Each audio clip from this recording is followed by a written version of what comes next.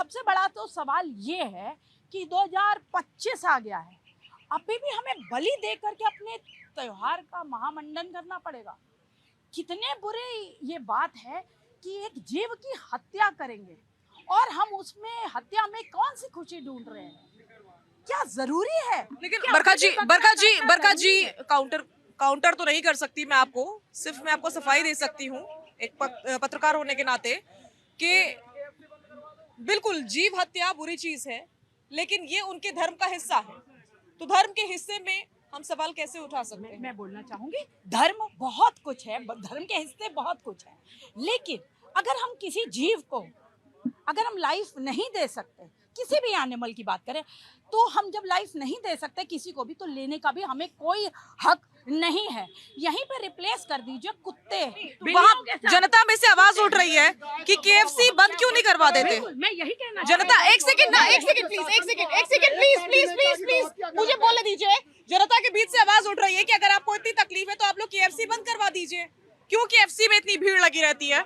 देखिए, सारी चीजें सिलसिलेवार होती है। मैं सिर्फ ये कह रही हूँ कि अगर आपका कोई जरूरी है, देखिए पहली बात तो मैं इसके खिलाफ हूँ, बिल्कुल बकरी नहीं कटनी चाहिए, बकरा नहीं कटना चाहिए, लेकिन फिर भी आपका धर्म कह ही रहा है कि सिर्फ बकरा काटने से ही आपको खुशी मिलेगी और किसी भी प्रकार से आपको खुशी मिल ही नहीं सकती, क्योंकि वो जो बिलबिलाएगा, उसका जो पेन होगा, उसी में आप खुशी ढूंढ रहे हैं, तो करिए, लेकिन उसके लिए एक स्थान होना चाहिए और गंदगी नहीं फैलाइए। शाहजहांपुर के हिंदुओं ने क्या कहा है कि हम सफाई नहीं करेंगे। कर्मचारियों ने बैकआउट कर लिया है, वो हिंदू कर्मचारी हैं, वो कह रहे क्यों करें हम सफाई, गंदगी फैलाओ तुम। तो इसी तरीके से लाउड मैसेज होता जा रहा है। हर साल इसके ऊपर बात उठती है कि आखिर खून की नदियां क्यों बहाई जाएं, आखिर काट के आपको मिलता क्या है। ठीक है, कुछ चीजें होती है, कुरीतियां होती हैं, उन्हें बदलने का समय आ गया है।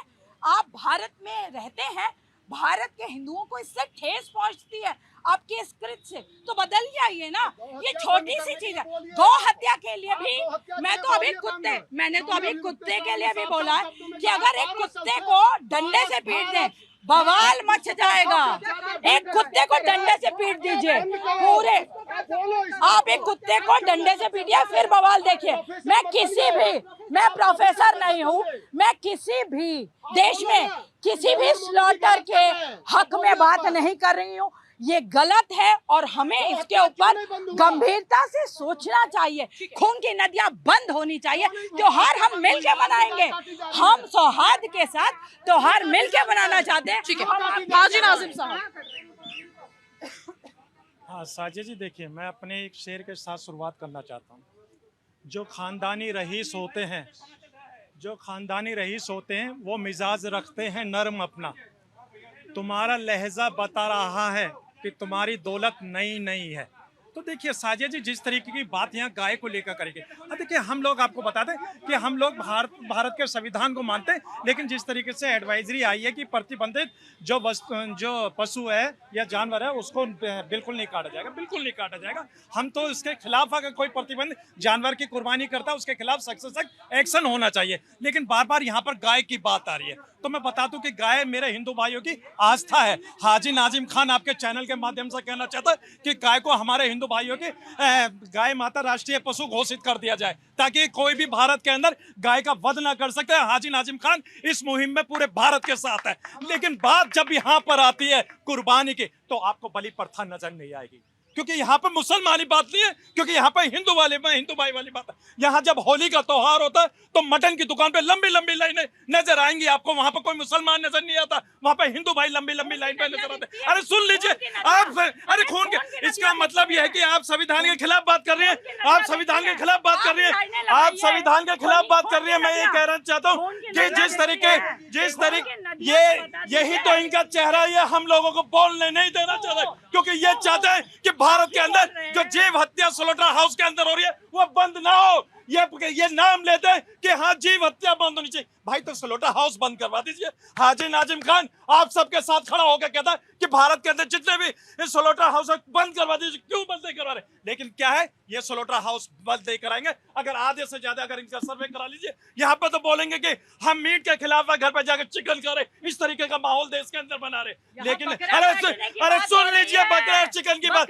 और देखो हम तो बकरा ईद मनाएंगे इंशाल्लाह भारत के संविधान के दायरे में रहकर, जो सरकार की गाइडलाइन है उसका पालन करते हुए। उन्होंने स्लोटर हाउस की बात करें, हम स्लोटर हाउस में अपने बकरों की कुर्बानी देंगे। लेकिन सुन लीजिए, लेकिन सरकार को भी नैतिक जिम्मेदारी बनती है कि मुसलमान जब स्लोटर हाउस में अपने बकरे को लेकर जाए तो उसके साथ सुरक्षा प्रदान करी जाए। कहीं ऐसा ना कुछ असामाजिक तत्व ये न कह दे कि हाँ जी देखिए मटन की जगह बीफ लेकर आके उसकी लिचिंग कर दे। इस तरीके का देश के अंदर माहौल ना हो, ये सरकार को सुनिश्चित करना चाहिए। ये अच्छी मांग है, ये अच्छी मांग है कि ठीक है, ये बहुत अच्छी बात है कि आप स्वीकार कर रहे हैं सरकार का जो फैसला है कि हम स्लॉटर हाउस में ही कुर्बानी देंगे। ये बहुत अच्छी बात है, लेकिन साथ ही साथ इनकी मांग ये भी है कि हमें प्रोटेक्शन दिया जाए ताकि हम पर बाद में किसी प्रकार के कोई इल्जामात ना लग सके। रीना जी, आप इस बात से इत्तेफाक रखती हैं? मुझे लगता है ये लॉजिकल बात है, क्योंकि इस प्रकार की अफवाहें फैलती रहती हैं जिनमें से कुछ सच्ची होती हैं, कुछ झूठी होती हैं, लेकिन फिर जो माहौल होता है वो जरूर खराब हो जाता है।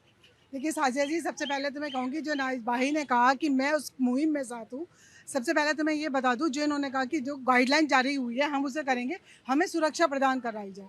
जो सबसे पहले आप ये देखिए सुरक्षा किसको मिलती है। आज हम हिंदू उसमें देश में रह रहे हैं तो सबसे ज्यादा प्रोटेक्शन हिंदू को लेनी पड़ती है। यहाँ हिंदू मुसलमान का जिक्र नहीं हो रहा है, यहाँ हिंदू मुसलमान की बात नहीं। रीना जी बात नहीं समझी आप, बात तो सुनिए।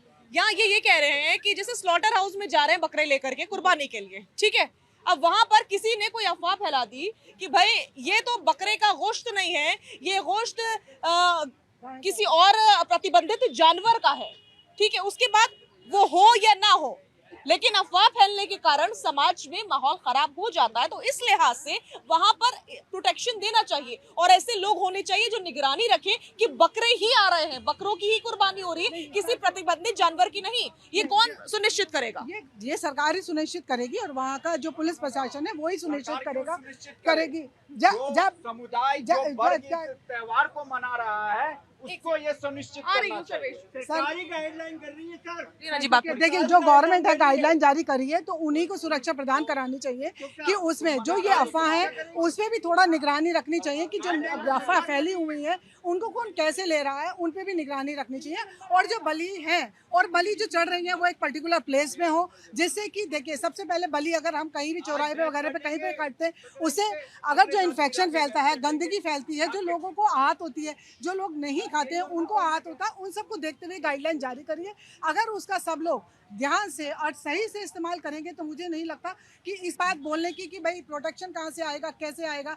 ये जो प्रोटेक्शन है जैसे इनके यहाँ अपने यहाँ सुरक्षा है उसमें भी अगर थोड़ा सा सब लोग अगर साथ देंगे तो वो जो परेशानियां हैं वो ना उत्पन्न हो। और लोगों से मैं यही अभी भी एडवाइस करूंगी कि जो भी भ्रम फैलाए जा रहे हैं उन पे ध्यान ना देते हुए पहले सच्चाई को जाने, उसके बाद उस पर ट्रोल करें, तब उस पर काम हो। बिल्कुल, बहुत सही बात कही आपने।